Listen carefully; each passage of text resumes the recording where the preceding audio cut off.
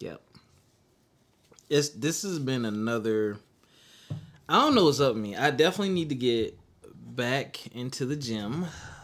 It has been bad. My diet. Getting back to definitely eating better. For sure. But I don't know. My energy has been zapped. I think I've been abnormally stressed. Mm-hmm. And excuse me as I eat my watermelon, as my dad would call it. Rest in peace, father. Um, I think it's because I'm frustrated. What are you frustrated about?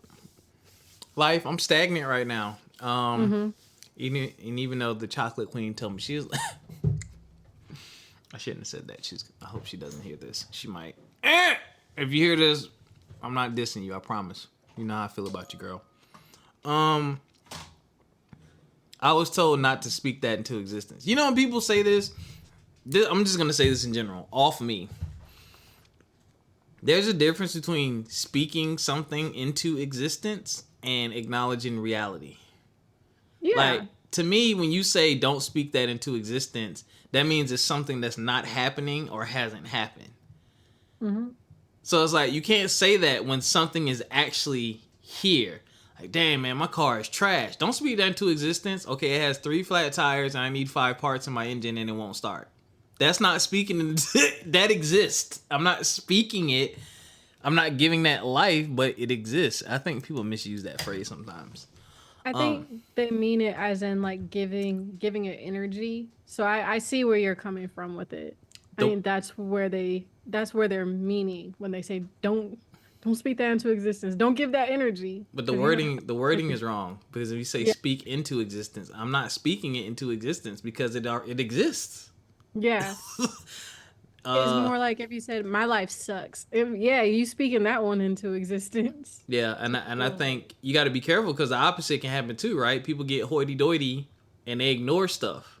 Yeah. I'm not gonna get that energy. No, you need to go fix that, or you need to do something about that. Like some people drown in denial, but I digress. That's all. It's just still job hunting, looking for something better that pays more, and it's. I know it's flooded. The market's flooded, and it just sucks because you see stuff that you're a perfect fit for that you know you could do in your sleep, and the location's right, and the salary's right, and the job description is right, strong, solid company, and then you scroll down and see that 1,100 people have applied for it. Oh my gosh. No That is the exaggeration. most discouraging thing ever. It really is. And then, AI is going to filter it. But the other thing I learned too is a lot of companies, which makes sense now. Again, I think I said this before, but I don't know. Now that I'm not in education, I'm on the corporate side, which I guess they work the same. They really look to hire from within. Yeah, So they do. like your outside ass really don't have much of a chance unless the people on the inside are just trash. And they Hmm. look to do that because the person on the inside, they may get, if they're lucky, 5-7% raise. Whereas Hmm. you coming in from the outside, you shooting for the top. So Yeah. if that joint pays like, oh, we'll pay 60 to 75K, that internal person may be getting bumped up from 55 to 60, or if they're lucky 55 to 65, something crazy. But that person on the outside, they're going to be in that 70 to 75 range, and then like, Hmm. we can save money. And this person already knows the company, they already know the company culture, they have history. And I realized too, a lot of companies, when you work there and you apply for an internal position, which makes sense, you get an automatic interview. Yeah. So that's just a whole nother level of competition that I didn't even think about. It's like they post it publicly for like legal purposes or something. I don't know, Yeah. but It's for legal purposes and as a courtesy, but 9 times out of 10, they're looking at someone that they already have someone in mind to take on that position. and I believe it's to sell our data because god dang these spam calls. Yes, I have an LLC, but if I get another call with someone saying I qualify for $50,000 loan, Oh, I get those all the time, and I'm like, excuse me, what do I have? Because ain't nothing really registering my name like that. So what do I have? They're like, please call us back because you can get up to like 200K. And I'm like, on what? They're Wait, hoping you what have do I desperation. That's what they hoping you have, desperation to do it. like? Oh my gosh. And then the callback number is always different from the number that they called you from. I'm like, something around here is fishy. Always, man. The numbers they call you from are ridiculous. But yeah, I think that those being a bit stagnant sucks. But you know, It's it happens. frustrating. Yeah, nobody's happy all the time. Things aren't always going well, and I don't have a problem. I'm sorry, I'm scratching myself, not inappropriately, y'all. But I don't have a problem with acknowledging it because I have to say it out loud and acknowledge what I'm feeling and why I'm feeling that way, so I know how to get past it. So I can track the source, Mm-hmm. and I do that for just mental health purposes too, because it's like when people suffering from like depression and anxiety and stuff, sometimes it's just all these wild thoughts. But you know, when you can sit and say, okay, this is the source of this. And me personally, I know how to let go of things that I can't control. Like, this is something I can't control. So, yes, I was down for like a day and a half, like really down. But I got past it because I'm like, bro, you can't do nothing about this. Your resume is sharp and crispy. Your cover letter is sharp and crispy. You have the experience. You interview extremely well. There's nothing, you can't control this. The only thing you can continue to do is actually apply to the positions at a steady cadence. Just keep doing that. Use your LinkedIn Premium to message these people. Yeah, that too. Yeah, I got a premium account, so anything job I'm super interested in, I'm going to the company page and I'm finding that recruiter or whoever's in that department, and I'm expressing my interest personally. Just so even if in the future they say, hey, you know what, that guy, let me hit him back up. You know what I'm saying? Whatever. So, but I yeah, had to stop using LinkedIn because I kept messaging. Maybe it was just that Richmond area, but I had to stop accepting invites and messages from people because lo and behold, they were trying to get me in some pyramid scheme. no, yeah, the scammers are on LinkedIn. Yeah, and I was like, ain't no way all these mutual connections and you gonna try to scam me? Yeah, Like, really? So I have so many messages on my LinkedIn because I'm like, no, you guys. I remember like sitting down and having a meeting with them, and they were like, yeah, well, one of our people who did this with us, they just bought a house outright. It was $1 million house, and I said, I don't believe that. I really don't believe that. They were my age and bought $1 million house outright cash. That don't sound yeah. right. So ever since I realized that it was a pyramid scheme, they've still been trying to get me. It's terrible out here, man. Like there's no such thing as like an honest buck anymore. Damn near these No. mofos stay trying to get you. Ooh, $500 for a crown. Some of them, some of them. All right, yeah, we back, y'all. Yeah, what's going on? Welcome back to another episode of From My Experience podcast. Good gracious, podcast. I am your host, Rob, with the co-hostess with the mostest, Erica. How you be? How you is? As is tired, but we gonna keep on trucking. Yo, man, I took a nap before the show. We back with the regular scheduled program, y'all. Yeah, this was a nasty delay for a couple reasons. It was nasty because the last thing we talked about was the whole Meek Mill. Good gracious, was Kendrick Lamar versus Drake. Then I was gone Oh, for a there's an week. update on that. Huh? There's an update on that Oh, too. well, I guess you can give that because I seen some stuff floating around, but I was like, I ain't got time. I need to get a job, or another job rather. So that was the last episode. Then we had a guest when I got back. That guest episode is coming up next week. Yeah, next week. So y'all stay tuned for that great guest. And so we didn't record last week. And I was like, so these stories are kind of cold. Colder than usual, because y'all know we don't like to jump on bandwagons. We like to wait for more details to come out anyway.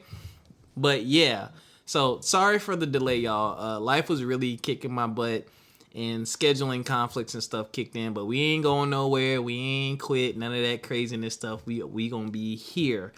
Let me hit the music.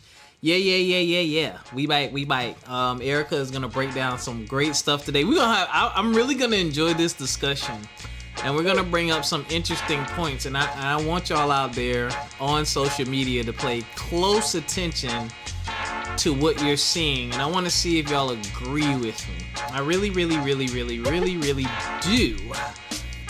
Cause I just noticed. I noticed something, and it's not even new, but it annoyed me when I really sat and I looked, and I was like, "Oh, this is really happening. I don't like this." So we gonna get into a couple things today, y'all. We gonna get into a couple things.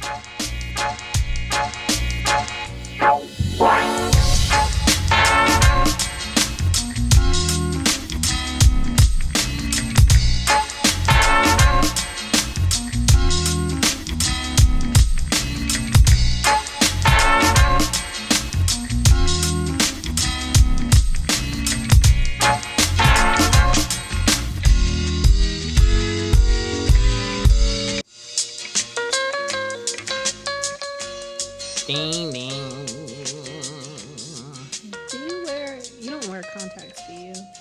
I do. I wear contacts. Oh my goodness. This morning, I put my contacts in. Them things hurt so bad. Yo, I hate when that. Why? What did you do? Like I guess because it's like you like just woke up, you know what I mean? And you know where it feels like all like it's poking and everything. So it was like that in both eyes. And it's not like it was dry because I'm like, y'all been sitting in contact solution for like 12 hours now. Mm-hmm. And I put them in and I was like, oh my gosh, these things hurt. And then my eyes were just red for a good chunk of the morning. But also I feel like that happens whenever I don't get enough sleep and then I put my contacts in. Question. So, What do you have astigmatism? Oh, I absolutely do. Okay, so your contacts are a little thicker too. And I'm blind as a bat. Like my contact thing is bad. Like I'm like a -3 in my right eye, and I'm a 2.75 in my left eye. Like, hold on, let me go look at mine. Like, and I haven't gone back to the eye doctor. You haven't gone back? Well, I went last year, and they basically made me feel I was like, I'm gonna be blind by the time I'm 30. So I said, you know what? I said, this is enough information for me. Oh my god, my whole body's on camera. You weren't supposed to see that. I have on clothes, y'all. I'm a -2.25 in both eyes. I used to be that. Okay, my eyes are the same. I used to be that, and then in my left, I think I was like a 1.73, but also it was years until I went to the eye doctor again. So that's why I went last year because I was like, you haven't been in a couple of years, girl. And they were just like, oh my goodness, your stigmatism's gotten worse. Your eyesight's gotten worse. I said, that's all I needed to hear. Just give me the year pack. We're good to go. I don't need to hear anything else. No, you need to hear this. And you need to do the thing where they do the x-ray of the eyeball and have them look at the little... Oh my gosh, that's just... They do it and it's like it's fine. And then they talk about like LASIK. And I'm like, I'm not doing LASIK, okay? Because I'm not paying that much money for y'all to scrape a layer off my eyeball and for me to still possibly need glasses, or one of the side effects is you can actually just end up going blind like completely. Like it's like a 50-50. It won't be me. I considered it, but she was like, no offense, she was like, at your age I wouldn't, because she was like, it'll probably only last you about 4 or 5 years. And she was like, one of the side effects that people don't talk about is dry eyes. So she was like, you'll probably carry around water drops with you because your eyes will just be so dry.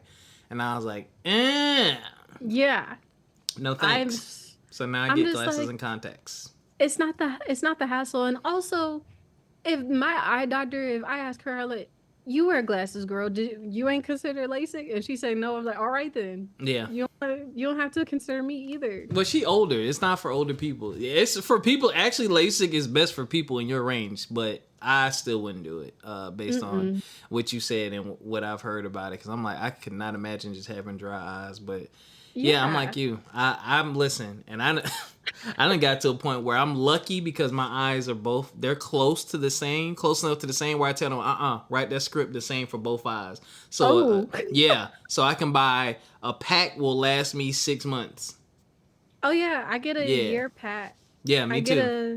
a oh my goodness. But it's just my right eye. I don't know which one. I think it's my right eye is the worst one because I think that's the one that has the stigmatism. And it's so bad. Like I told you whenever I'm sick and I don't wear my contacts and I haven't gotten like a new prescription for my glasses and everything yet.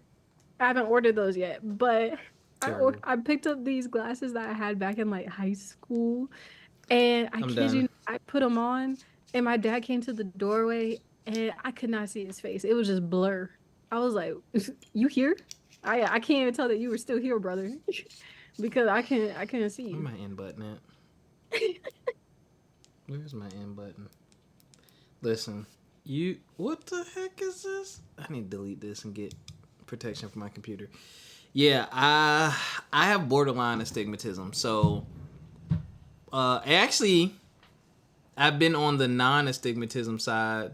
astigmatism side for like my last 2 or 3 visits. They're like, "Oh, you're still borderline, but you're more so going away from it," which I'm glad because those contacts cost more and they're thicker. And these new contacts that I have, I can tell there's a huge difference. I don't feel anything in my eye, but to your point, I'm so mad. I have some contacts, and I ain't gonna lie, they might be a little old. It Mm, might have been about a mm. year old, but I keep them in my travel bag. You know what I'm Oh, as saying? like emergency, yeah. Yeah, so I just keep them in their original fluids. Right here you 'Cause go. and they're already packaged up. They're packaged up. Skipping ahead to the end of the show, when I was in Colorado for work for a week, tell me why the last was it the night? I think the last day I was there, one of them ripped. That Oh, morning, I was like, why does this thing feel like this? And I was is it like, I check my burning? hands because I always my routine for contacts is when I get out the shower, I make sure my fingertips are dry before I start putting lotion, all that stuff on. I put my contacts in because, ooh, God, boy, oil, lotion, or whatnot. When you put that in your eye, A like, hit and yeah, cloudy.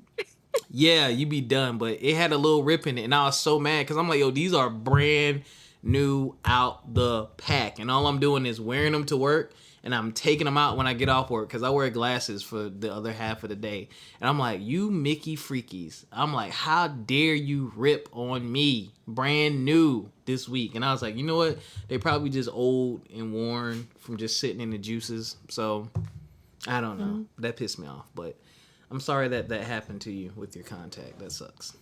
It's fine. It's I prefer either that, so I know that they're in there rather than I've done so many so many times I've like gone to put my contact in and apparently it was just like never in like if it just never went in my eye. I guess it like dropped right before I touched my eye or something and I'm so used to like just touching my eye and keeping it pushing.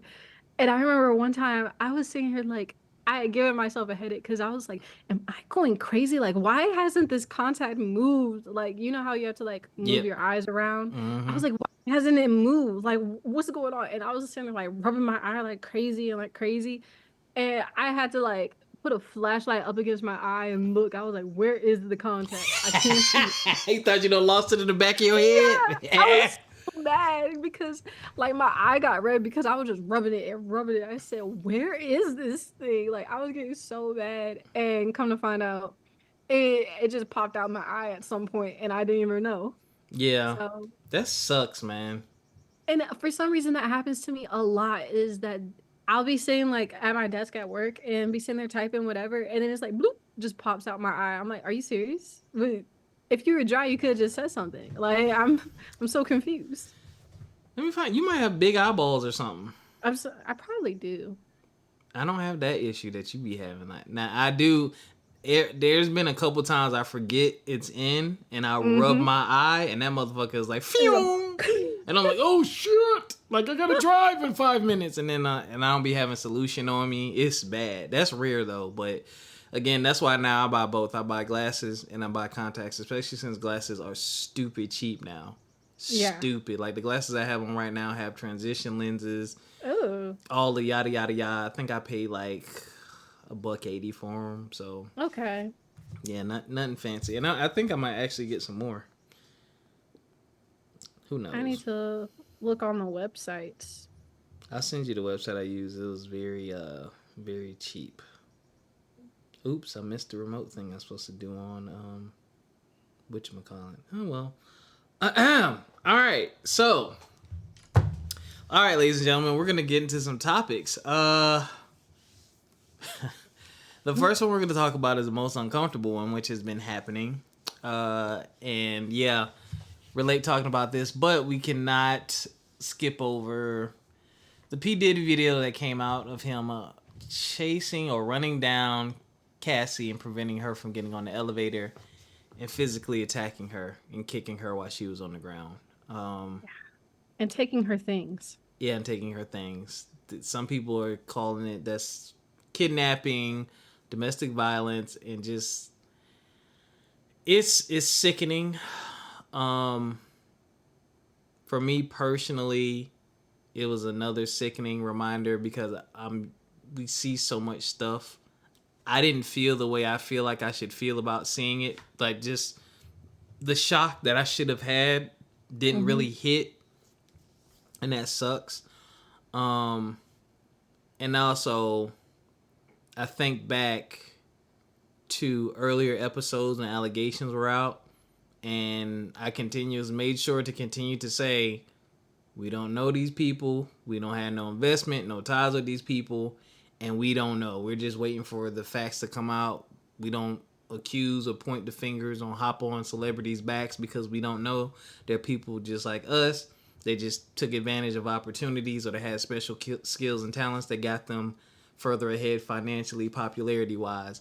So, I'm always careful when allegations come out. But now that there's proof out there, it is what it is. And it validates, everything that Cassie was saying. And it's interesting because now a lot of people they're like, shoot, we got to put everything back on the table. Did you have something to do with Pac's murder? Did you, is this really why J-Lo left? Like, so many things are coming up, but Kim Porter's death. Yeah, that came up. Like, it's some nasty stuff coming up. I have a flip side, but I'll let you go first with your thoughts. Uh, I don't know. I feel like my thoughts are just kind of like just jumbled up because it's just I don't know how to describe it. I think I was talking to my parents about it and they said that this just not to discredit anything that was going on or with Cassie and everything, but it's just so disheartening to see like people in your community who have like done so much, not done so much and also contribute so much to like music and for this to come out. So like for my parents, like they were just like, this is like what they like hate about like why can't you just be a good person? Yep. Because they can't even think about them and reminiscing on being young adults in the 90s and what music was like Yep. because you couldn't turn on radio or anything without it being bad boy affiliated in some type of way. Mm-hmm. And it's like you touched on all these different people and all these different music artists and yet because you did it and because now it's shown proof that you are just not a really good person, it's just turned everybody off from everything. Where it's like they can't even listen to that music without thinking about that anymore. It's like you've kind of tainted this empire that you built all the way up and you kind of tainted the people's careers that you brought with you.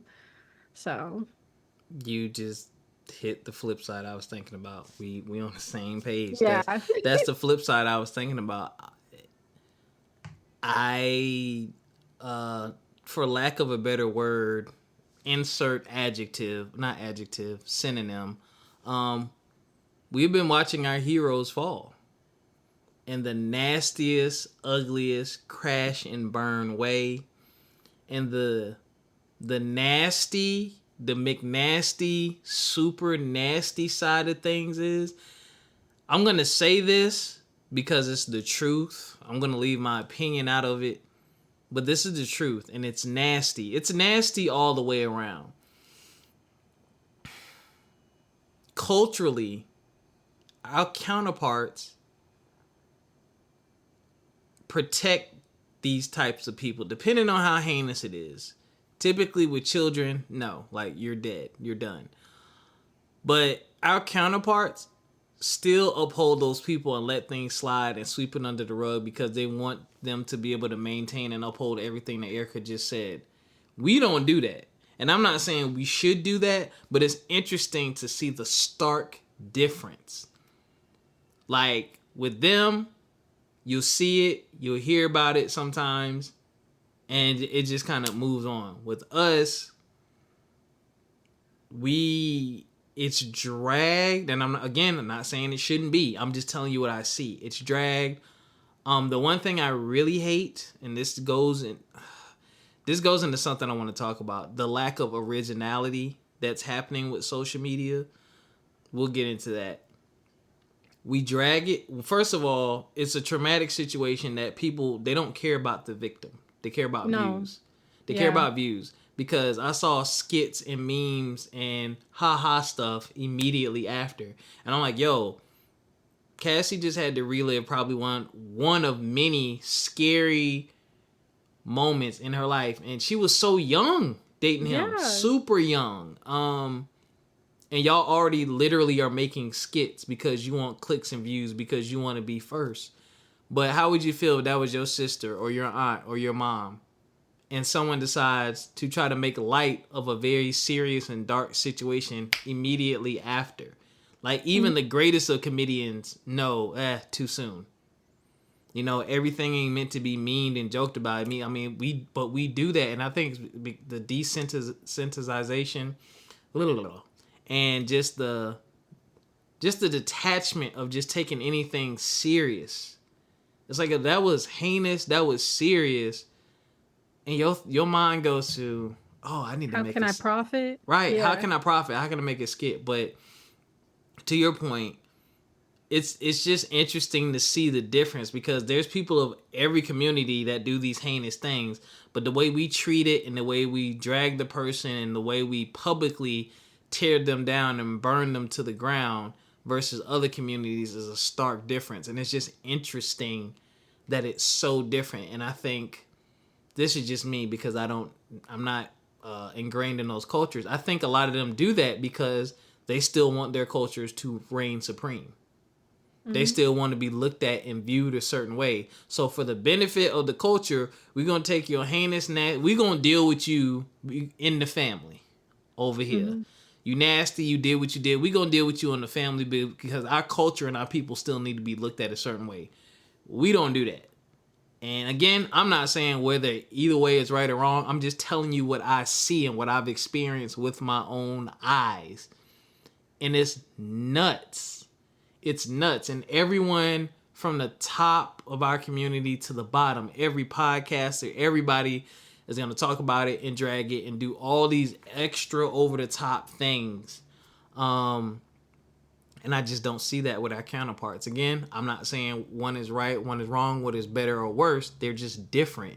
And it's just very interesting to sit back and see that. And that's the only reason I can come up with in my head as to why it's like that. But yeah, it sucks. And yeah, I don't know. Honestly, just seeing that video was just so disheartening, because it's like, you think of the age of like Cassie when they got together, and it's like she was so young already, and it's just, that must have been just so frightening for her, because she never knew if it was going to escalate to something worse ever. You know, and I'm like, that's just scary to me. Like, you think of like your friends in that position, you think of yourself possibly in that position, because people who've been in abusive relationships say that you never are prepared for it. It catches you off guard one day. And I don't know, it's just that. And then just seeing everybody just trying to make the jokes and trying to go viral, and it's like, just distasteful, because it's like, it's like, on the other side of that, what if she did pass away? Like, what if that happened and we're over here making jokes? Like, look at Tina Turner. She's probably spent a good chunk of her life being ridiculed because she was in an abusive relationship with Ike, Yep. you know? And she even said to that, she even said it before she had passed that she had been ridiculed so many different times and she didn't even see herself as a US citizen at that point. Like, Mm. it's just the way that we continue to like make jokes and try to make light of every bad situation when it's not necessary, it's not needed. And for this whole thing with Diddy, it's just so disheartening because it's like you've touched on almost every like 90s music artist career, and it's like you can't even listen to the music the same. Like I haven't been able to listen to the music the same because I'm just like I don't want to feel as if I'm supporting you anymore. And I know that you've touched and dabbled on all these different people's careers and your name is affiliated with them. It's like, I don't want to do that. Like my dad went to the reunion tour a couple years ago and he brought back t-shirts. I don't even want to wear the t-shirts anymore. I used to wear the t-shirts like all the time. I don't want to wear them anymore. Yeah. Like now when I listen to like throwback music, it's like I listen to stuff from the 2000s because I can't listen to anything bad boy affiliated. It's like it's just it makes your stomach hurt because it's like you no one told you you had to be like this. Like I don't understand why it's so difficult to be just a good person. You know, I don't know. And this is just a reminder that nobody, we're all human. And some people say money just enhances who you already were before. I have heard that. Um, and clearly, okay, sorry, I'm having Wix issues. Clearly, Sean Combs has some very deep, dark demons. Deep, dark demons. And I say deep, dark demons because you don't have a daughter yourself. You have daughters. Mm-hmm. You have young black women. You have children. You are one of the largest figures in the damn world. And I mean, not, how can I say this? What I don't get is this. I don't get why he may be a little bit of an exception, but I don't get why these people who do these things thinks it's never gonna come out. I get it. You got your Exactly. circle, you got your people. You're paying these people to be complicit or participate or whatever it may be. Because now you got bodyguards coming out talking about all these things. But nigga, you work there to get your check, and it's like you're not smart enough to know that hey, if this is filmed, like all it takes is one person. Like you can cover it up and chase it down because it's so hard to really take down someone with that kind of money because they can do payoffs and all kind of stuff. But it's like some of these people develop a god complex. Like it'll never, Yeah. it's not ever going to happen to me. And history has shown us, motherfucker, it can happen to anybody. It might not happen today. It might not happen tomorrow, but it might happen 20 years from now. It might happen Like 5 years from now. they say that saying everything in the dark comes to light all the time. No, it And it doesn't does. care how bad you stretch the dollar. Because someone who doesn't care about the money, they're never going to care about the money. Mm-hmm. Mm-hmm. So, the hell? Sorry, TikTok. Yeah, so, y'all, it is what it is with that. Everyone has talked about it. Uh, I personally think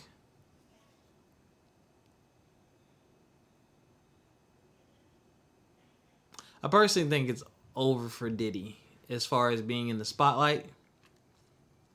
I know that his partnerships and business stuff is drying up. I'm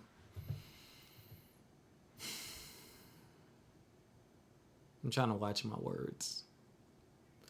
Based on what we've seen and what has been talked about, I don't know if he's going to continue to have his freedom much longer. Mm. Uh, that is a wild way to end up after all this time, after everything you've accomplished, to end up there because of your actions, your own actions, the decisions you made. So, yeah, I'm still stunned and shocked by the whole thing. And I say that as not stunned and shocked in the sense like, oh, I can't believe he did that, but just stunned and shocked that this actually happened. This person thought that they could get away with it, and we're watching it unfold before our eyes like we've never seen before. And it's just, and again, it's a reminder that you can pretty much have everything in the world and still not be at peace, and still have some of the worst, deepest, darkest issues, and people still think money is everything. We watch people with money go through some of the worst shit we've ever seen in our lives, and people still think money is everything and think money will fix all their problems. And if I had this, I wouldn't have that, and I wouldn't have to worry about this. And it's like, no, that shit just come with new problems, and you still got to fix the old stuff because money don't change who you are. You still you. But I digress. Is my AC on? It is. It kicked in. But y'all gonna hear this AC today. It's hot in South Carolina. Super hot. Oh, I lied. It's 75. Love y'all. All right. You got anything else on this topic? No. Okay. All right. The next topic. Where's the drop? I'll be damned. I'll be damned. I'll be damned. I'll be damned. Go ahead with the viral teacher and Oh my goodness. go ahead and tell the. Go ahead. So this also happened this month. I don't think it happened last month either, but we all knew where it was going. A viral TikTok of a Maryland teacher having his students, specifically his girl students, unbraid his hair during school hours before his hair appointment, which was going to be after school, I suppose. He went under fire because one, filming kids, and you just don't do that when you're a teacher. Also breaking that boundary, crossing that boundary line of physical contact between teachers and students. And he basically was being investigated for that. And lo and behold, he ended up being fired. One, because you're filming students. Like, I don't understand why. He said that basically he had a waiver that was signed by parents, but that still does not constitute that you do have permission to film these students and post them, because you just jeopardize their safety. One. Two, you are not supposed to, I don't think, as a teacher, you are not supposed to have physical contact like that with your students at all. And also, after he was fired, he went back onto social media, went on live, and told people that they were projecting their own insecurities and their distrust and everything on him because they were attracted to him. And he also mentioned that he was texting students after school hours, personal phone numbers, by the way. Just a lot of wrong. A lot of wrong with this. I just, my mom's an educator, and that just doesn't make sense to me. Of the new age of teachers. Well, it's not even new age of teachers. It's just a certain batch of new age teachers trying to basically become content creators while using their students as content. That just doesn't work.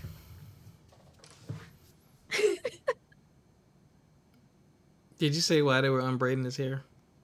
Oh yeah, because he was rushing. He didn't get an opportunity to. And when? Set it all the way up. Oh, so the context is during school hours. they were doing presentations, but he told them, we've been working hard. If we do 2 of these presentations, then you guys have free time. In the meantime, while students are having free time, he asks if anyone can help him unbraid his hair. So there's about 4 or 5 girls unbraiding his hair because he didn't have time to do it the night before, and he has a hair appointment after school. And he basically knew ahead of time that his hair needed to be unbraided for them to wash, braid it, and style it, whatever. So he's recording himself working and also monitoring the classroom as 4 to 5 girls are unbraiding his hair. So, former teacher here, 10 years of experience, 4th, 5th, 6th grade. Few things. And I've said this on here before. We have reported on here several times where teachers, first of all, the fragile. We've seen teachers do some inappropriate shit. Highly inappropriate shit. We've seen them get fired for all kind of shit, right? The line of relationship between teacher, student, parent is as thin as a strand of hair. A parent or student can be your friend one day, but the slightest thing, you give them an A-, they kid get a B+ instead of an A, they kid don't win an award, you give that kid lunch. The slightest thing, even if you just doing your job, can flip. They will flip on your ass, because at the end of the day, and this is more new age. I'm gonna take my child's side. Now, growing up, you didn't stand a chance. It was your mama and daddy and the teacher against your little ass all the time, because they understood that you a child. You my child. I know you be lying because I'm the one that cut your ass. So if your teacher say it, I know your ass did it. Now it's different. It's the parent and the student. And I hate to put it like this, but it's the parent and student versus the teacher. You have to keep that mindset, because my students love me. Majority of them. Still in contact with them to this day. Always only on social media. And I've always kept safe boundaries. You have to. Number one, as a male, as a black male, you typically, depending on where you are, you're typically the only one in the building. There might be a couple. I think at one point in my career, I might have had maybe a maximum of 3 black men in the building. No, maybe 3. 2 or 3. But the average was just me. So the one, you a man and you black, the microscope is already on you all the time. You're an anomaly. Kids ain't used to seeing you. Unfortunately, these kids have different family situations. So these kids may not have a father at home, may not have a mother at home.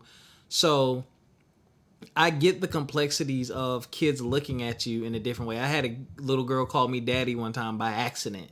She was like, "Daddy, I met Mr. Wilson." Like, that's how close, just from laughing and joking and talking and teaching and learning and crying and you in trouble and I'm sorry and I forgive you, but you need to learn, get your homework done. Y'all form a relationship. You're going to form a relationship. Y'all spending 180 days together. During the school year, I honestly believe you are spending more face-to-face quality time with those kids than their families are, because they get out of school, they feed them, they wash them, they play a little bit, they take their little ass to bed. They're not really spending time with them. So you're gonna form a relationship, but you have to form boundaries. So I say all that to say, one, and I put this all over social media, any job, forget teaching, if it don't have nothing to do with work, I keep work off of my social media. Like, even when I do my Monday motivational, my name and my company name is on my work shirt.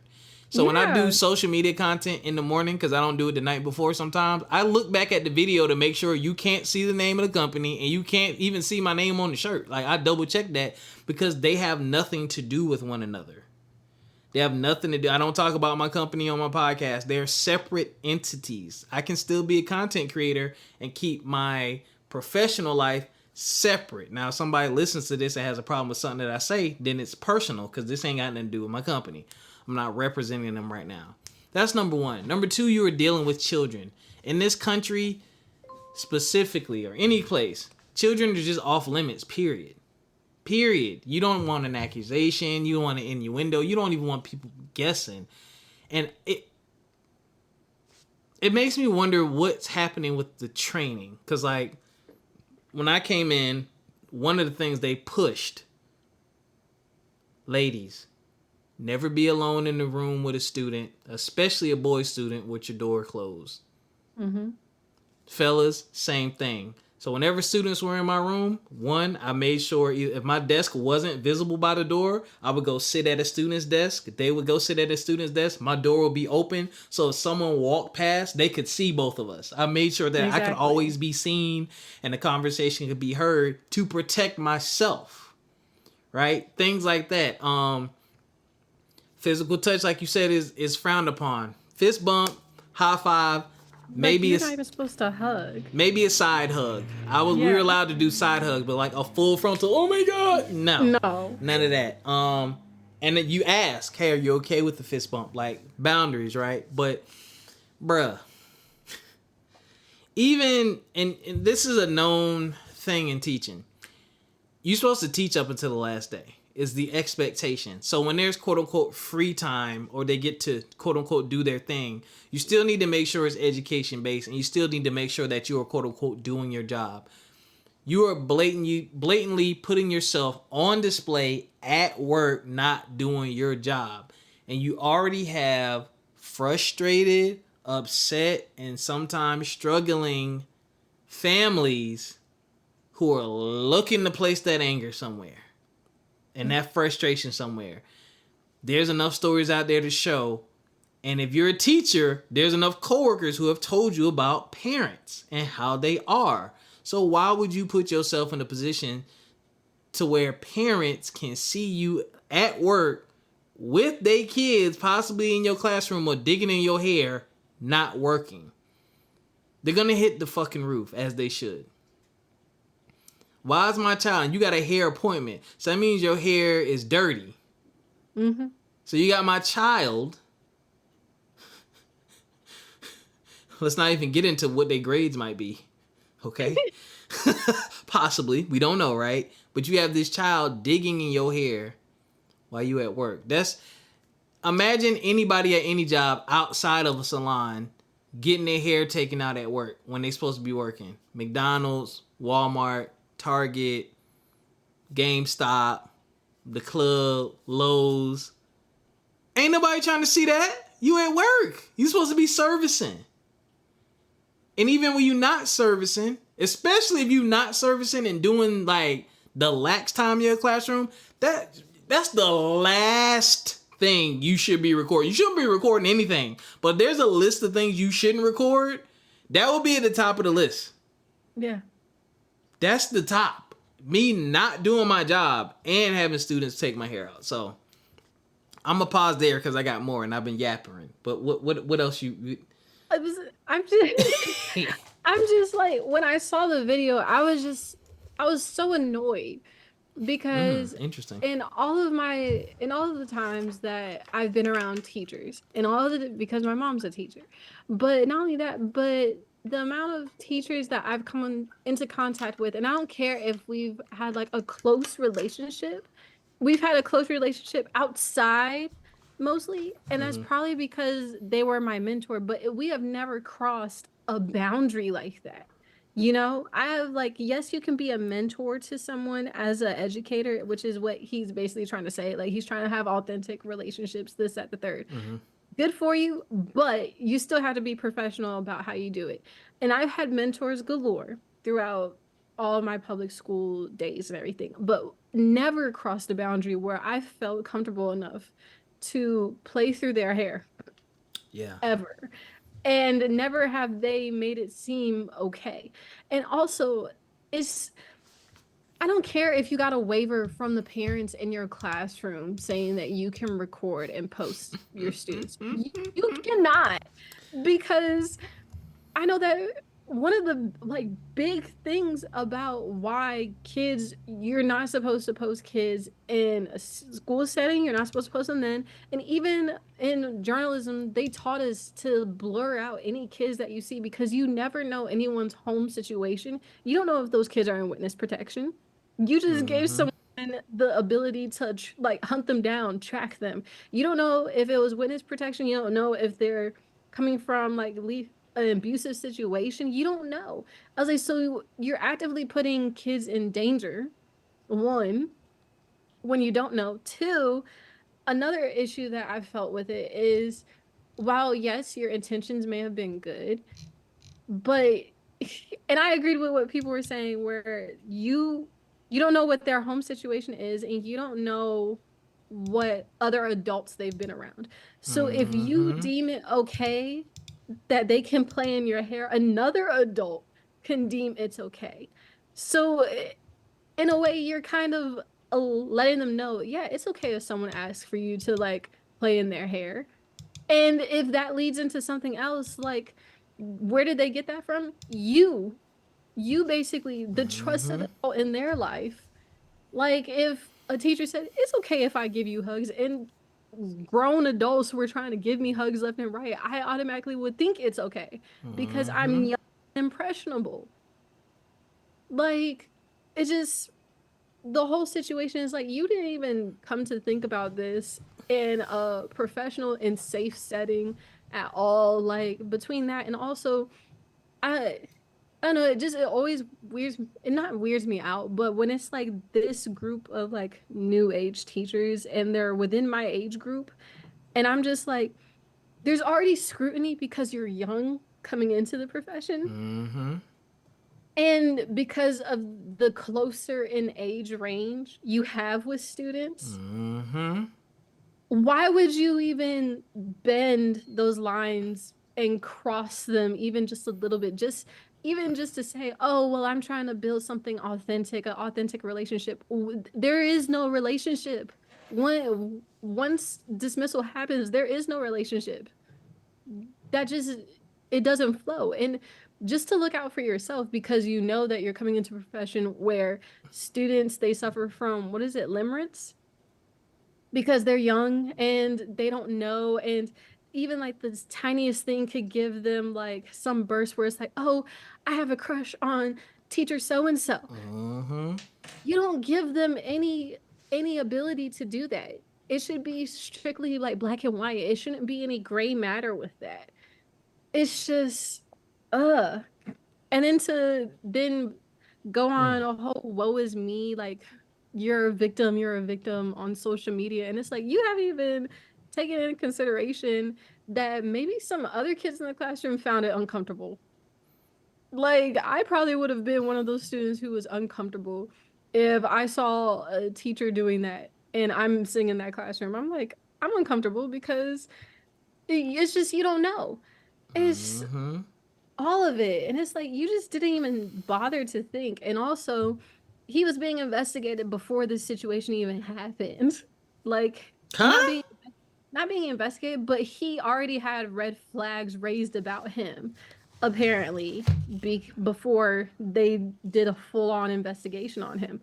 And also, none of my teachers had any of my phone numbers growing up at all.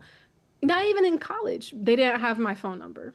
So I don't understand why you need to have your students' phone numbers to text them outside of school hours. And just to build that mentor relationship. It could be email. It can be school email for sure, but it doesn't need to be anything linking to personal lives like that. Mm-hmm. So, Part of what happens is, a part of the issue is just immaturity, yeah. and not keeping front of mind the gravity of the situation you're in. Because I've made mistakes as an educator that I've had to correct. And like, all right, well, you can't say that, or you can't handle this like that. Nothing crazy, not like cussing anybody out, but I'm like, you need to handle this differently, or you should do this differently, or you should set this up differently to prevent things from escalating. Because you have to understand, you don't want you don't want your degree to become useless. Like, you don't want to be someone that can't get hired in the profession again, because then it's like, what did you go to school for? Mm-hmm. You know, if you got the degree, well, I didn't pay for it. Well, you got an education for free, but now you can't, quote unquote, use it. Or even worse, you paid for it and now you can't use it. You know, at least not there in that school district. And I mean, just to be one thou wow, because of the state of the education system, you're probably going to get rehired somewhere else, right? But the line again is so thin, and you got to keep front of mind that I am a teacher, they're a student, and they're not my friends. No. They need to respect me. They need to know that, you know, when it's time to be disciplined, you're going to get disciplined. It's not, hey, yo, it's not, what's up? Like, I had to correct students, and it's tiresome.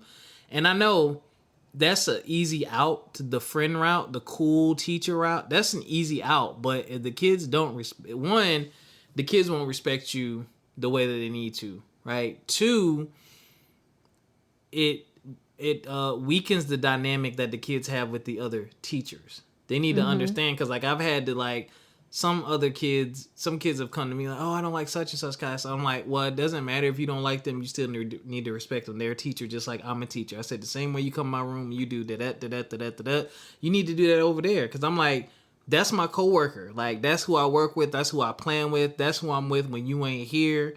And we're cool outside this place. I'm like, we both work with you and we both teach you. And I was like, it's not cool for you to disrespect them like that and do that in their classroom. Because I'm like, that's disrespectful to me. So you got to have that type of bond, especially if you're the teacher that's likable, because the kids are going to listen to you. You know what I'm saying? So, but it's an unfortunate situation. Y'all, everything doesn't need to be recorded. Everything doesn't need to be content. Is a very thin line. And there's, ooh, she fine. And I follow her on Instagram. I ain't gonna lie. She be filming. She doesn't put her students on film. And it's always that angle where you can just see her. A lot of teachers do it. Yeah. And I just don't understand. I think they're more comfortable doing it because their kids are little. So like their kids get it but don't get it. But I would have never done that in middle school or nothing like that. Like, no. And I have this podcast, so like all my stuff was private. That's one of the good things about me not being a teacher, is I can make my stuff public and promote it, because kids were finding my podcast and I had to shut that down quick, because this is obviously this is not for kids. I'm not trying to be on here super vulgar or crazy or talking about nothing crazy, but these are adult conversations that I should be able to have in the comfort of my own home when I'm not at work. But long story less long, it's already a long story. Just keep the line, man. Draw that line in the sand. Keep your job, okay? And keep your job off of social media. Is a very, very, very thin line, and all it takes is a complaint or two, and they're gonna say you in the wrong, because people are already blaming social media. Social media is the new scapegoat anyway. So anything you do on social media that can be used against you, people gonna use it against you, because social media is a scapegoat. I mean, they're trying to get rid of TikTok. So the writing is on the wall. Just protect yourself and protect your career. Don't know what's gonna happen with that young man. And to the point I made earlier about our counterparts, people like, oh, I don't see what the big deal is, and they posted white teachers doing the same thing, and it goes back to my point. Y'all, they built different than us. They protect each other. I saw a video of, like, I think it was like yesterday, where it was a principal getting his bald head bedazzled by a group of girls. And people were saying, we want the same outrage that you guys had No. for the dude. And it's like, bottom line, it's like, I don't understand why. No. Like, it's just, I don't even know how to explain it, but I don't understand why we feel the need to let kids touch us Yeah. as adults. Yeah. I was like, and why do you, one, it's not to say, oh my gosh, hide it, don't record that, but it's also like, if this would not fly in any other work setting, why would you think it would fly in a school setting where the age difference is drastic?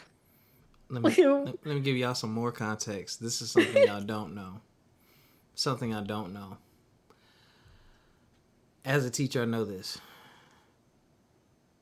First of all, to my earlier point, our counterparts protect each other at all costs. And again, I'm not saying this right. Y'all, we know equality don't exist. We know we get treated differently. We know we get treated unfairly. So why the hell do you think it's just going to change? Because, oh, I did what that white guy did, so y'all need to treat me like that. It don't work like that. History has shown that. But two, the relationships that they build are different. Like, me, even with the black parents, right? Kids love me. We exchange emails talking about the kids, school, professional. Boom. If I see them in the street, hey, how you doing? Cool. My counterparts, these mofos, they hang out with the parents. Yeah. They have beers. They're barbecuing.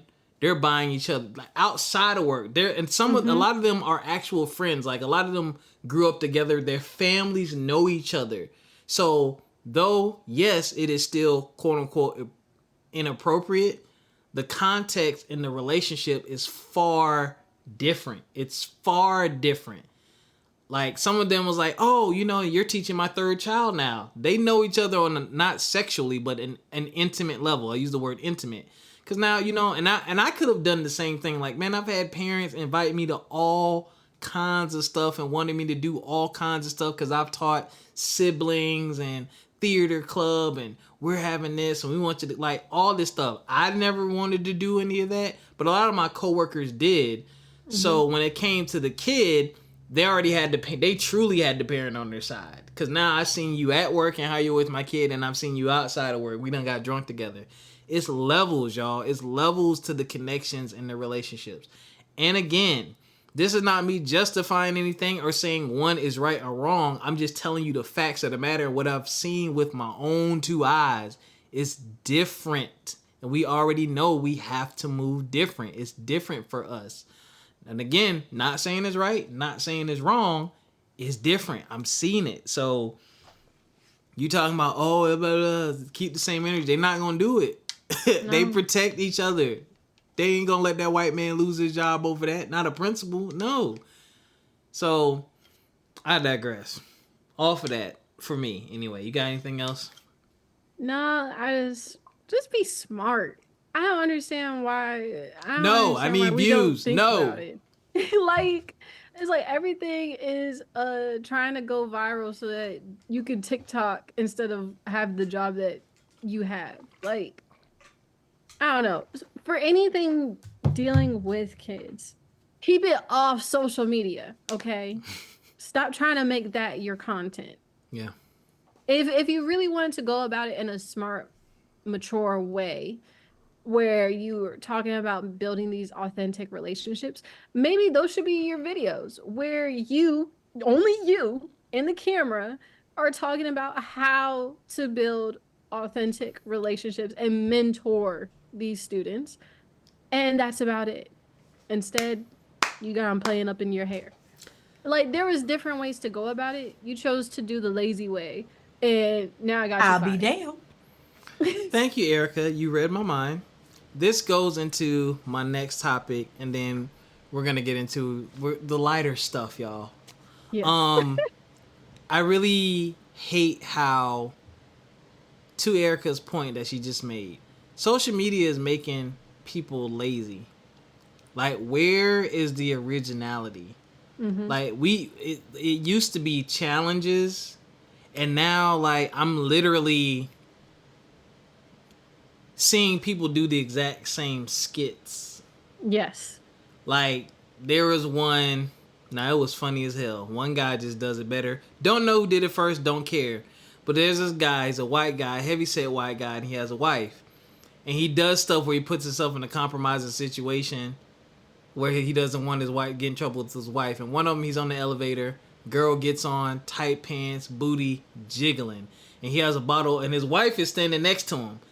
And so it's like, it shows the woman, then it shows him looking straight. Then it shows the woman, then it shows him sweating. Then it shows the woman like doing like tippy tops or tippy toes and making it jiggle. And then it goes back to him and he like has a bottle of water and he's holding it and he's shaking and the water's spilling everywhere and he's acting like he's drinking the water because he doesn't want to look because his wife is giving him the death stare. I've seen like 38 people do it. The exact same thing. And I'm just like, why are we all literally stealing the same skit and doing like, or this other stupid challenge, trying to match my boyfriend's pace when eating. Yeah. So you sit next, and then it's like the other thing that's killing me, and that's weird. Y'all sit together and plan these fake videos and try to pass them off as authentic. Yeah, they do.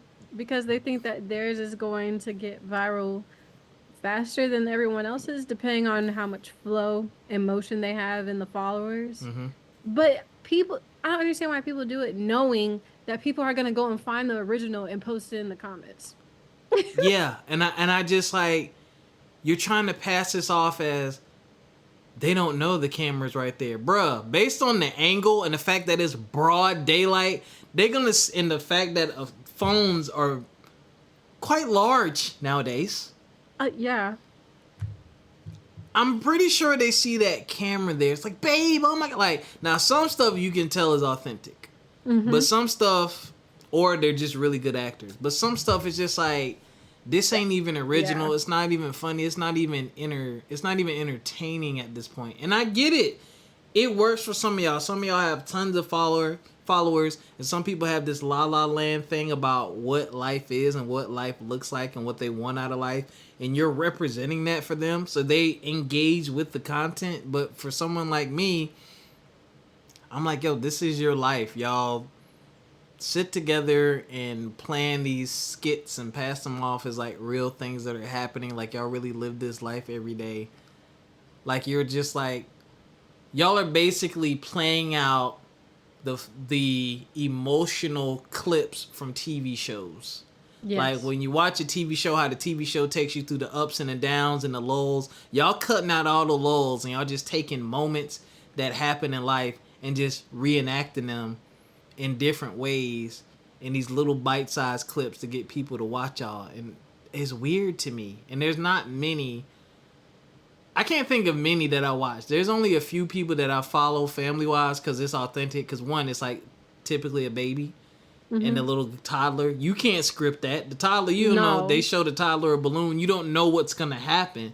But like a lot of these videos, as soon as they start, I already know how it's going to end and I'll watch it. And there's another family that I do follow that I watch that'll laugh. The guy's a police officer and they always prank each other with like the balloons filled with shaving cream. Mm-hmm. It's weird. I don't know if that's authentic or not. I know they clean up a lot in that house, but he always shoots it, and his laugh is hilarious. He's like, his laugh is hilarious. And they always get people to walk under the balloon, and they shoot it with like a Nerf gun, and pops, and it gets all over them at like the most inconvenient time. I don't know if those videos are real either, but they seem authentic. But I don't know. But I digress. It just seems like a lot of y'all should just join theater club when y'all were in school, honestly. That takes actual talent, though. And yeah. Because so many of y'all, it's clear that y'all just want to be actors and y'all are thinking that you're going to get picked up. But if you can start the video and automatically tell, this is a skit. I know it's a skit. Mm-hmm. Like, hang it up, flat screen. Yeah. Did you... Hold up. I'll be damned. I'll be damned. I'll be damned. Shout out to Desi Banks. I love him because his skits are hilarious because one, they're relatable, especially to the community And two, I love the fact that he has split personality. He does like the black Air Force ones versus the white Air Force ones. Like original content. I love the originality that he brings with his skits. And it's just funny. He's not trying to be too over the top, but it's like stuff you can you can really relate to. And he sticks to his roots of Atlanta. The accent, you know what I'm saying? Like he just connects very well. There's another Drewski's another one. Drewski's an interesting character. Only because of how his skits do go. You always have someone that you think of when you watch his videos that acts like that. I like those. I like the originators. I hate the impersonators. That's just me personally. Look, I ain't gonna knock y'all hustle. Do what you got to do if you getting your little money off something, little money or big money off social media, and that's working for you. That's working for your life. Because some of y'all are authentic and you're passionate about this, and you've turned this into a thing. Good for you. Some of y'all doing it for the moment. Some of y'all just clout chasing. I don't know. I'm not here to decipher or filter, but just to the point we made earlier, I just like original content. It really irks my nerves when I just see, and I hate the algorithm because when you watch one, it's showing you 10 more people doing the same thing. It's and like, it's just oh, you like that? No, but I've been killing my not interested button. I'm so glad Instagram added not interested. Oh my gosh. I gotta get rid of some of these women too, man, on my thing. You got on spandex in the gym doing squats, and then your profile says, I love Jesus. Get out of my face. You can still love Jesus without showing me your booty, okay? You're killing me. I watch one fitness video now, like my entire timeline's flooded with fitness videos. I can watch like restaurant video, boom, nothing but restaurants the entire day. I'm like, sometimes I just want my variety back, okay? No, I don't. We want to feed you crap. You're in America. We're going to feed you crap because I look at a lot of motivational stuff and they don't never flood me with that. They'll never flood me with the relationship stuff, fitness, beautiful women. And they do the outrage food stuff. too. Huh? They do outrage stuff. Yeah. Like stuff to spark a debate. Yeah. And you try to just scroll through it. And then the food stuff always irritates me because when you go in and you click on the location, it's like New York. Ain't nobody driving all the way up to New York. But first of all, ain't nobody doing half of the stuff they doing. They take the food to the extreme.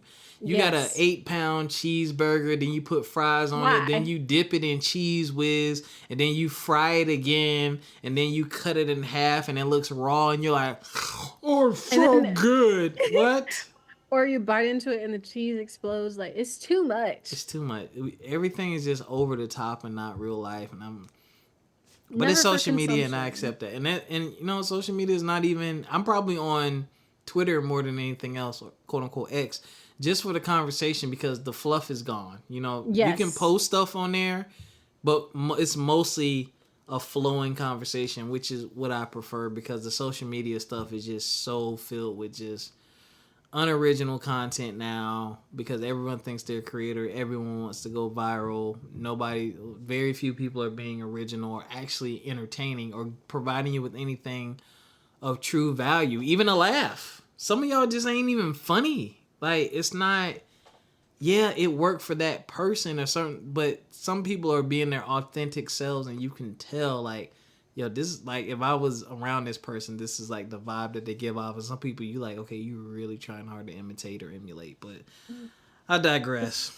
Just don't got the sauce. You ain't got the sauce, man. I hope social media, I don't know. I don't even know how to end this topic. Fuck it. All right. Ended. So, done. That's how we transition around here. I'll be damned. Okay. Tell us about your trip to Connecticut. It was great. Lots of family, and I will be seeing more because family reunion's coming. Nice. In 2 months. Whoa. Talking about some, hey, cousin, go ahead and pass me a plate, brother. You know? Just doing doing a whole lot of that and be like, whose child you is? Oh, okay. And then just walking away, sitting Oh down my with my god. plates. Yeah, you that age now. Yeah, where I feel like I'm acting like somebody's auntie. I'm like, who are all these children right here? Watching them play tag and kickball, but it was good. I like being around my family a whole lot. And seeing my grandfather's side of the family, I don't know, like you don't I guess we don't really like see them as often because they live out of the states, right? Mm-hmm. So being able to once see them and also be able to meet them when you're like an adult and not as like a kid and you could actually like know them, but also it's kind of bittersweet because my grandparents, they're getting older, so my grandfather's side of the family's getting older, and Mm-hmm. you're hoping that you don't lose these recipes and these moments, and they mean so much more now. So it's just putting in the effort now as an adult to make sure that you make the time for these types of things Yeah. before, like, that's the end of an era, end of a generation, and it's up to the kids to continue it. And like right now, like my mom, she's like one of the few, I want to say, in our like on my mom's side of the family that like knows like almost every single person in the family and knows how we're all related and everything like that. Like she's one of the few because our family's just way too big. Like my grandma's youngest of 25 kids. My Wow. grandfather had like 7, 8 brothers. Wow. So it's just a big family. And my mom, she was at that focal point where she spent summers with my grandfather's family and she grew up around nothing but my grandma's family. So it's like kind of hoping to learn that type of, I guess, family knowledge before it's too late, you know? So. You just gave me a business idea. That's important. Shout out to Pass the Peas app because you mentioned recipes. One way you can preserve your Yes. family legacy, put your family recipes in Pass the Peas app, man. But you're correct. And family is important. That's how a lot of businesses and companies and just brands are ran. A lot of brands are named after families, and they keep it. Yeah. Ooh, excuse me. Ooh. They keep it in the family. But we're fighting through some generational stuff on my side, and I'm at that age now where shit, I'm the old person now. Uh, but yeah, like my little cousins that I used to change their diapers are now graduating college, and it's like, Oh my yeah, God. yeah, exactly. Like one of my cousins, she should be graduating soon. Like I remember when I was in college, I got her a subscription to Scholastic and all kinds of Ooh. stuff. Yeah, and I'm like, Book fair money. right now she just went to the Hamptons recently with her friends. Oh my gosh. That's You what I gotta let me said. know if she had fun because that sounds like a trip I need to go to. I was like, she went to the what now? I was like, do y'all understand what the Ooh. Hamptons are? I seen that the Hamptons on what's that doctor show? It's a doctor show that takes place in the Hamptons. Good God Almighty! It sounds like they live in young and luxury. Yeah, I need to get on that wave. the wave is past me, but yeah, it is definitely important to connect with family and learn your family and know your family. I need a family tree. I'm gonna have to work on that. Ooh. Somebody probably already has it. Actually, I have a shirt that has the names on it, but we need to do better. We got all this technology and stuff. We need to do better. I ain't gonna say too much more because I'm gonna give away my idea. But I'm glad you got to see family and hang out, and you got the family reunion coming up, so that should be dope. Yes, in July. Oh my gosh, it's gonna be so hot. I would just be sitting there like, who you is? How we related? All With a, right, bring it in, brother. Like, I'll be down. I'll be down. my gosh, off of your Connecticut trip. Um, so back to why we're recording and putting out a show late. I went to Colorado for a week for work, and it was a reminder. I put out a positive vibe video and talked about the importance of traveling and getting away from where you normally live because it's a reminder of how big and different the world actually is. Like you know it in your head conceptually, and you see enough stuff, in your daily life on social media and through conversations, you get that right. But it's different when you go experience it. And just being in Colorado, everywhere I went, basically, which wasn't many places, but like basically, not how can I say it? The norm was being able to look up and either to my left or to my right, and I could literally see the mountains, like snow-capped mountains. And this is on complete_vision. I don't think I have any of the pictures on my FME podcast page, but it was just a great view. Different vibe. Went to Meow Wolf, which is a art exhibit. Oh. Yeah, there's a few different ones. It's like, I can't even explain it. It's a bunch of I don't even know the words for it. But just think of a bunch of rooms with a bunch of stuff in it. Like if you were to walk in someone's bedroom and they have their desk and TV, like all of it's art, like, and it's just put together, and then there's like little windows of other little funky stuff going on in there. I'm gonna do a photo dump soon. I would love that. Yeah, That sounds like fun. Yeah, it was fun. I would eat before I go next time because it's gonna take you a couple hours to go through. And also, if you want to participate in it, there's like a scavenger hunt thing you can do. I didn't do all that because it was our last night there, and I was already burnt out because there's a 2-hour time difference. But it was a good experience until the last night, and we'll close the show with this. So, the last night we went to Meow Wolf, and my phone was dying. So we wanted to go out to eat afterwards, and I was like, I'm tired. They tired.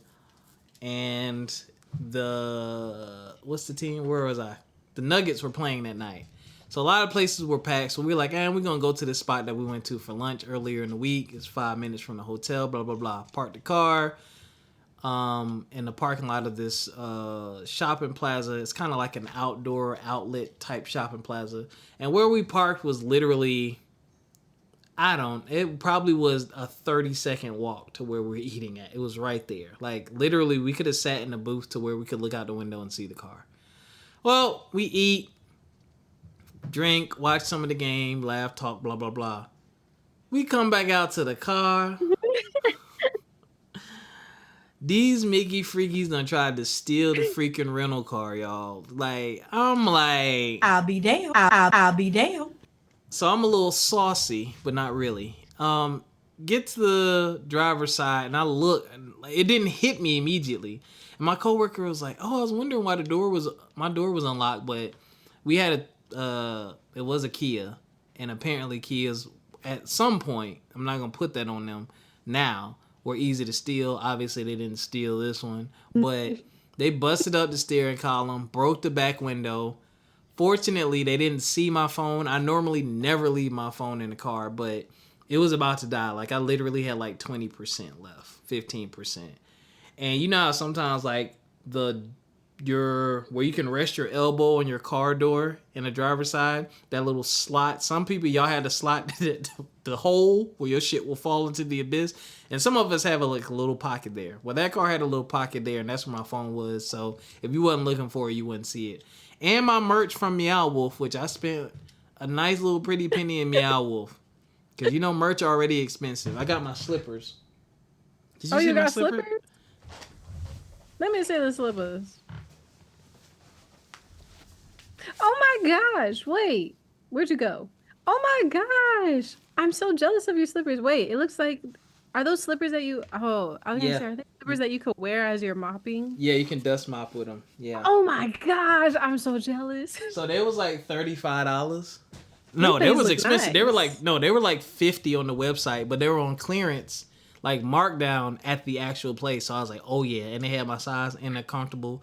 So yeah, we definitely did that. And I walked around and I was like, Mom, I don't want to hear nothing about dusting these baseboards. And she got mad and laughed. So, but nothing was stolen, nothing was taken. Steering column busted. There was an opened pregnancy test on the ground, an electronic one, right?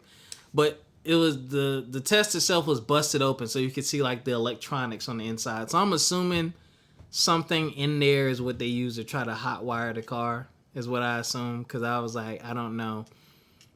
Police took I have more I could say, but I'm not gonna say it on air. We'll talk later, Erica, because I'm going to bed after this. Okay. But just be prepared to handle emergencies, because sometimes the person you with, you can't depend on their ass for nothing. I'll leave it at that. So police came, filed a police report. They gave us a ride back to the hotel. Ooh, excuse me. And oh yeah, this is the last thing I'll say. Gave her a ride back to the hotel. There's more I could say, but I want to keep y'all, so I might touch on the rest of these later. But this is the last thing I'm gonna say.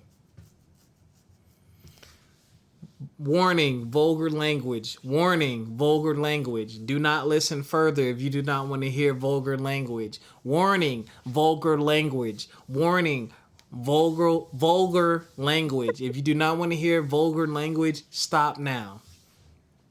Vulgar language begin. If you don't wash your ass before you come to the airport and get on this plane, fuck you. I didn't know where that was going. I smelled on the way there, and my flight left early on the way there. I smelled bologna and armpits.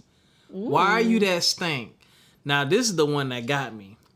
We leaving, about to go through security check. There's a group of 4 dudes. Uh-oh. When they said, take your motherfucking shoes off. Uh-oh. Corn chip central. Why, are your feet dead, sir? Why do your feet... I'll be there. I'll be there. Why do your feet... And I'm talking... The scary thing is, you about 4 or 5 people in front of me. I'm not even standing next to you. I'm literally 3... No, I'm probably 5 to 6 feet away from you. Why do I still smell your feet? Ew. My stomach is turning thinking about it. But it pissed me off because it's like... The only excuse you could have is if you leaving from whatever you was at a sporting event and you leaving straight to the airport. But other than that, my God. Y'all was stank. And y'all these grown people. These ain't no little young spring chickens. These grown folks, and they look like they in their probably early 30s, close to 40. You stinking.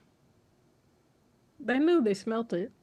And I'm not talking about cultural difference type of natural sense. I get that. Cool, I'm actually used to that. My high school was, I guess the appropriate word now was a mixing salad of people from all around the world. Already had the culture shock. Already know some of the nuances. I get it. These were white Americans, okay? Yeah, but please wash, man. And someone was sour on the plane that I sat next to. My Lord. Rumor trip. But just use the aluminum deodorant. Honestly. Yeah, I make that a point, man, because I'm like, yo, like, it's just so extra rude because if you are taking a flight or you're going to an airport, you're taking a flight, you're going to be in close proximity with other people. Unless you got a private jet, you're going to be in close proximity with people. It's going to be hot. And it's going to likely be hot. It's like, come on, Doc. Why y'all smell like... I was upset. I was visibly upset. I posted it on the gram. I was so mad. Like, why do you stink? Them feet, yo. I'm like, good God, you should be embarrassed, bro. Like, you don't smell... Like, when you get home and take your shoes off... Like, I take pride in the fact that I can go to work all day and take my shoes off and you will not smell anything. Like, I keep my feet ridiculously clean. I clean my toenails because I don't want any type of fungus. Like... Being the person with the stink feet, I don't ever want to be them. Catch my armpits winging, I don't care about that. Easy, quick fix. But when you got funky feet, now all your shoes stink. And you can't go nowhere and relax because you got to keep your shoes on. Your socks stink. Okay, I digress. Over that. Y'all made it back safely. All good in the hood. You know what I'm saying? I don't know if they've gotten their rental car out of impound yet. Shout out to Avis. Don't know if they got their car out of impound yet, but I'm waiting for them to get their car out of the impound so we can finish out my rental and I get charged and I get reimbursed from work. So, yeah. Mofos tried to steal the car. And then everyone was like, oh, don't let that be your impression of Denver. Hey. The Kia boys is out here. So It's only my first day out here. yeah, I'm like, yo, thankfully it wasn't my car. But it felt good to travel, even though it wasn't personal. I did get to eat at some. I did go to PF Chang's. My coworker got sick from PF Chang's. I didn't. It was delicious, and I missed them. There's one that. It left. Okay, but there was one. There was one. They removed the statue of the horse, and now we have a Korean barbecue thing there. Oh, where you do the thing in front of you. You could do it, but my grandparents make the people cook it in the back. They said, "We not cooking." On that note, y'all, I'm gonna hit the message to the brothers. You go to Korean barbecue and make them do. You know how older folks be like, we ain't doing that. Get somebody else to do it. Yeah. They do not want to cook their own food.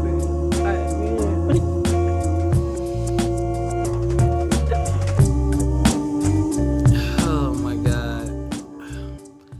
Brothers, if you've been listening, this message is for you, man. My strong, cool, level-headed, hard-working, always taking a step forward, always striving for something better brothers. Protect yourself. Physically, mentally, and financially. You know, we always say at the end of the show, take care of yourselves physically, mentally, and financially. But really take that in the heart. Don't put yourself in the harm's way when it comes to your physical, mental, and financial health. Really take time to think about the decisions that you're going to make. I try my best to live in a consciously aware space because it's so easy just to get caught up in something that could really screw you over really bad. But because we normalize certain behaviors, we don't understand that, or we become numb, or we forget that I shouldn't be doing this, or that this could lead to something bad, that we just continue to do it. So just be consciously aware of that, man, and seriously take care of yourselves. And don't be afraid to pull your homeboy to the side and have the conversation with them. And even if it's once a year, something I want y'all to do is travel, brothers. It don't have to be out of the country. It don't have to be big and luxurious. You can pick the state next door.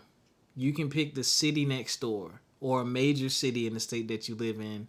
Something driving distance. Get a hotel for the weekend. Before you go, pick a couple places you want to eat at. Pick one or two places that are outdoors or some type of, I guess, visual or some type of visual experience or an experience that taps into the senses, like a walk in the park or something like that, just to get out of your normal everyday so you can remind yourself of how beautiful the world is. Though I didn't really get to do what I would like to have done in Colorado, I needed that more than I thought I did. And now it's actually pushed me to really go on another trip. And I got to move some stuff around because I really want to buy myself a couple of really nice things. But I may go on a trip instead. Ooh. We'll see. Yeah. We'll see. But yeah, I want y'all to do that, man, because it's enlightening and it's refreshing. And that's one of my biggest goals is once I make it to this next career step, automatically I am setting up a trip account, and my goal is at least 2 nice trips a year, at least 2, and I'm talking about off holiday, not just holiday. I'm talking about like in a random March, in a random June, in a random September. Ain't gotta be no holiday. I just want to be like, I'm going, y'all. I'll be back Tuesday. And I'm leaving on Thursday.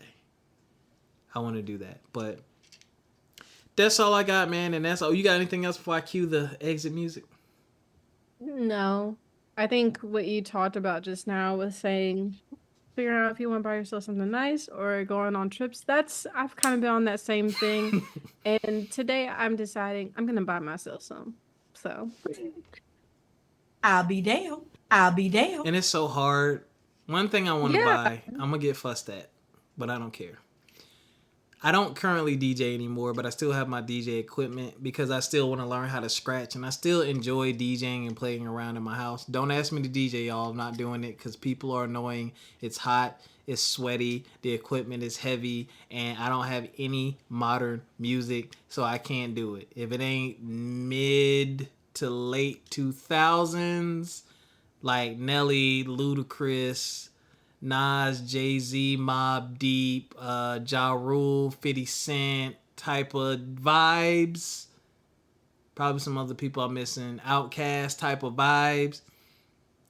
If you looking for anybody except for Lil Wayne, no, I ain't got it.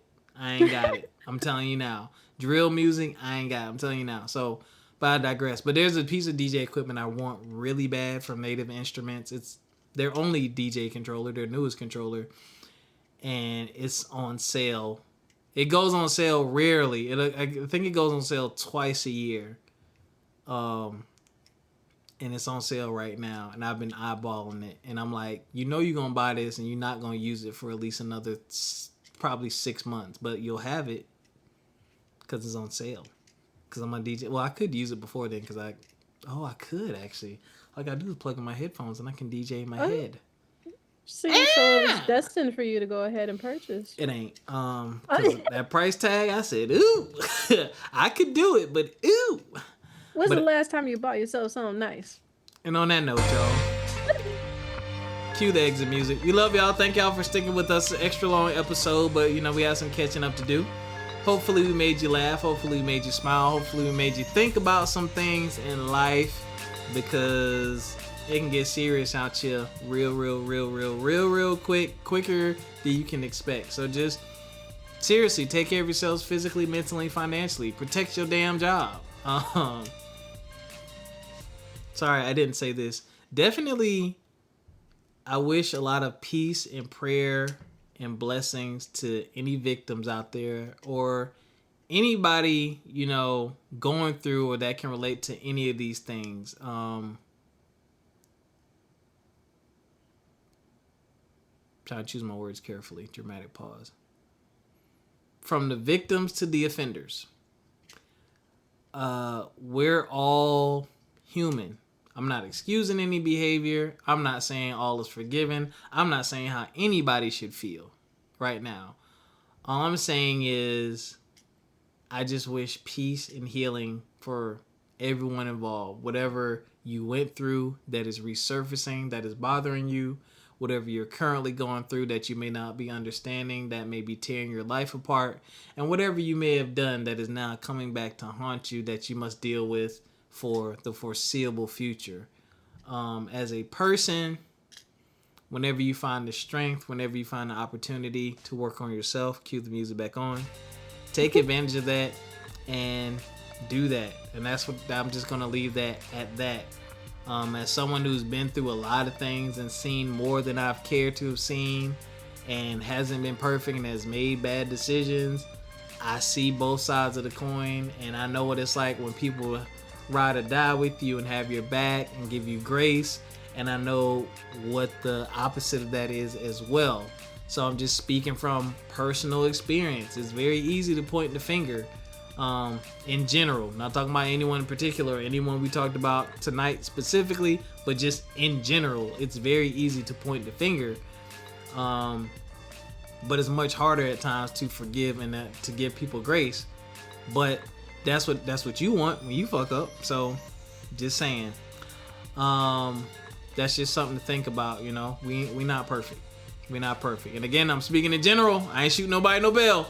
Just speaking in general. Okay. So until next time, take care of yourselves physically, mentally, financially. We'll catch y'all. Peace. Bye.